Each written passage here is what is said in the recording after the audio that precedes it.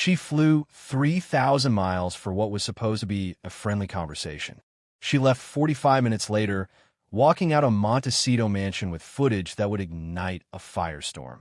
Robin Roberts has interviewed presidents, survivors, and some of the most difficult personalities in American media. But nothing prepared her for the woman sitting across from her that Tuesday morning. From the very first question, something was wrong. From the very first answer, the walls went up. And by the time the camera stopped rolling, one of America's most beloved journalists had done something she'd never done in 30 years of broadcasting. She ended an interview early, looked her subject in the eye, and said the words no one had ever dared to say to Meghan Markle's face. What happened inside that perfectly staged living room wasn't just an interview gone wrong. It was the moment the mask finally slipped. Before we dive into this incredible story, make sure you hit that subscribe button and smash that like. Now, let's get into what really happened in that Montecito living room. Robin Roberts had been doing this for over 30 years. She'd interviewed world leaders and grieving families, survivors and celebrities, people at their highest moments and their lowest. She'd built her reputation on warmth, empathy, and the ability to make anyone feel comfortable enough to share their truth. But she'd also built it on something else: the willingness to ask hard questions when they needed asking. As she settled into her chair and watched the camera crew make final adjustments, Robin studied the woman across from her. Meghan Markle sat with perfect posture. Everything about her presentation said, "I'm happy to be here." Everything except her eyes. "We're rolling," the director announced quietly. Robin smiled, her trademark warm smile. "Meghan, thank you so much for inviting us into your beautiful home. I know how much you value your privacy, so this really means a lot." Meghan's smile was immediate and practiced. "Thank you for coming all this way, Robin. I've always admired your work." It was a pleasant enough start. Robin consulted her notes briefly, more for show than necessity. She'd memorized every question days ago. "So, you've been busy. The foundation work, the podcast, various business ventures. Tell me about what's been driving you lately." Meghan tilted her head in a way that somehow managed to convey that the question was beneath her. "Well, Robin, I think busy is a relative term. I'm certainly engaged with work that matters, work that has actual impact on people's lives. That's always been what drives me. Not activity for activity's sake, but purposeful action. And what does that purposeful action look like right now? It looks like a lot of things. Initiatives around women's empowerment, children's literacy, mental health awareness, the kind of substantive work that doesn't always make headlines, but genuinely changes lives." Robin nodded encouragingly.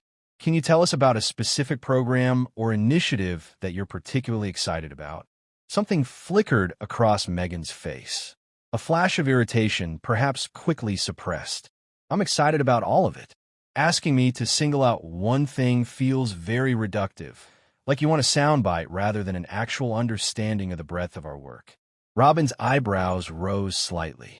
"I wasn't looking for a soundbite. I just thought our viewers might appreciate hearing about something specific, a story that illustrates the impact you're talking about." "Our viewers," Meghan repeated, and there was something almost mocking in her tone. "Right?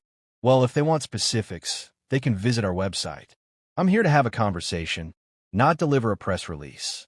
It was an odd response, dismissive of a question designed to give her a platform to shine.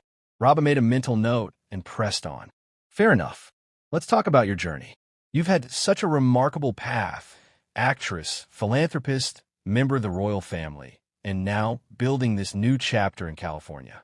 How do you reflect on all those transitions?" Meghan sighed, a small sound that somehow carried enormous weight. "You know, Robin, I've answered variations of this question hundreds of times. The journey narrative, the transition story, the remarkable path framing, it all feels very external, like my life is being packaged for consumption rather than actually understood." "I'm sorry if the question felt packaged. I'm genuinely interested in how you see your own evolution." "My evolution?" Meghan laughed, but there was no warmth in it. "That's just another way of asking the same thing. How have I changed? What have I learned?" It's the kind of question that assumes I need to justify my existence to prove that I've grown in ways that satisfy other people's expectations. Robin paused, recalibrating. In 30 years of interviews, She'd encountered defensive guests before, but usually not this quickly and rarely this intensely. I don't think anyone's asking you to justify your existence, Meghan. I'm just trying to understand who you are now versus who you were before. And why does that matter? Meghan's voice had taken on an edge. Why is who I was relevant to who I am? I'm here. I'm doing work. I'm raising my children. Why does everything have to be filtered through my past? Because context helps people understand. Context. Meghan cut her off, her expression hardening. That word gets used a lot to justify invasive questioning. We're just providing context. Viewers need context. What it really means is we want to keep defining you by things that happened years ago rather than engaging with who you are today. Robin took a breath, her patience being tested, but her professionalism holding firm. Okay, let's focus entirely on today then. What would you like people to know about the Meghan Markle of right now? What I'd like is for people to stop asking what I'd like them to know. I'd like to be seen rather than interrogated. I'd like to have a conversation that isn't designed to extract information, but to actually connect. That's what I'm trying to do, Meghan. But connection requires mutual effort. I ask questions, you answer them, we find common ground. That's how interviews work. Meghan's smile returned, but it was sharp now, almost predatory. Is it how they work? Because from my experience, what actually happens is that I answer questions. Those answers get edited and reframed, and then I spend weeks correcting misrepresentations. So, forgive me if I'm a bit cautious about the mutual effort framing. Robin felt something shift inside her. The first stirrings of genuine frustration. She'd been nothing but respectful, nothing but professional, and she was being treated like an adversary. I understand you've had difficult experiences with media, Robin said carefully. Many public figures have, but I've spent my entire career trying to conduct fair, honest interviews. I'm not here to trap you or misrepresent you. I'm here because I was genuinely interested in talking to you. Were you? Or were you interested in the ratings that come with talking to me? Because those are different things, Robin. The accusation was direct and personal. Robin's expression flickered, hurt perhaps, or surprise at the boldness of the attack. I don't think you know me well enough to question my motives, Robin replied, her voice steady but cooler now. I know the industry. The motives are built into the structure. Then why agree to this interview at all? If you believe everyone in media has ulterior motives, why invite me into your home? Meghan paused, seeming to consider whether to continue the confrontation or step back. She chose a middle path, answering the question while maintaining her defensive posture. Because sometimes you have to engage with systems you don't fully trust. Because silence gets interpreted as guilt or weakness. Because no matter what I do, I'll be covered and commented on. So I might as well have some input into the narrative. So this is about controlling the narrative. This is about not ceding the narrative to people who've proven they don't have my best interests at heart. And you've decided I'm one of those people. Based on what exactly? Meghan's eyes narrowed slightly.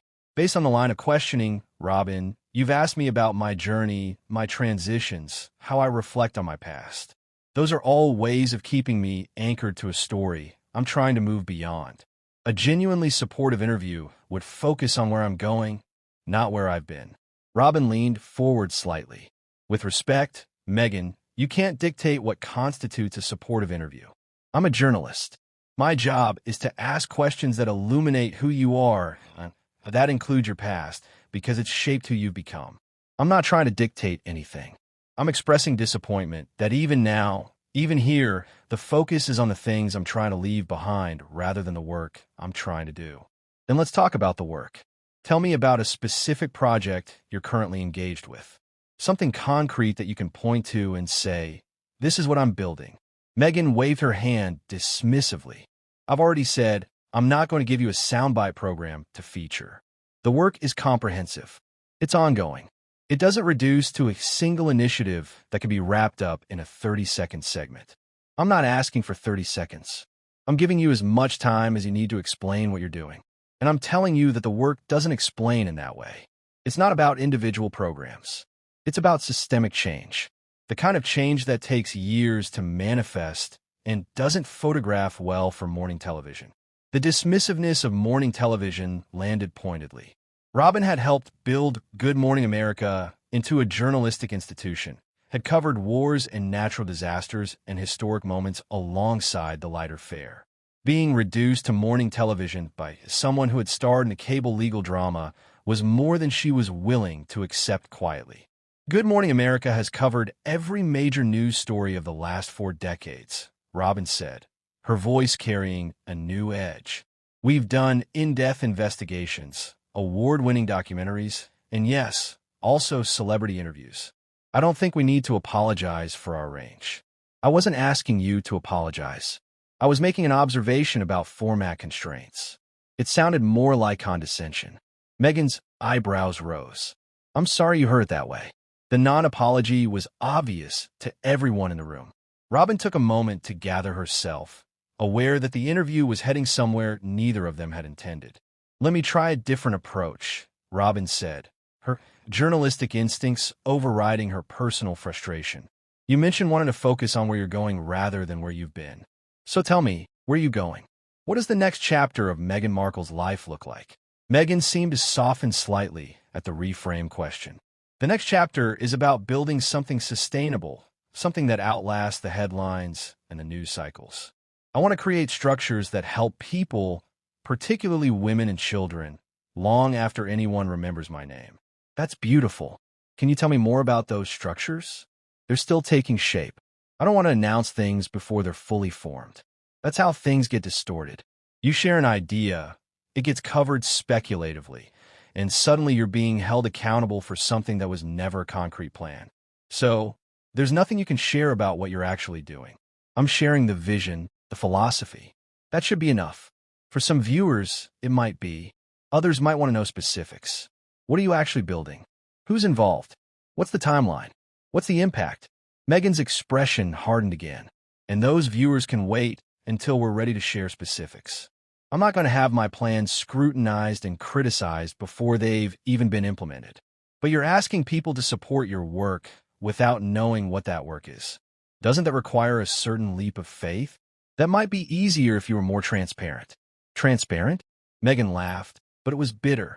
That's a word that gets weaponized against me constantly.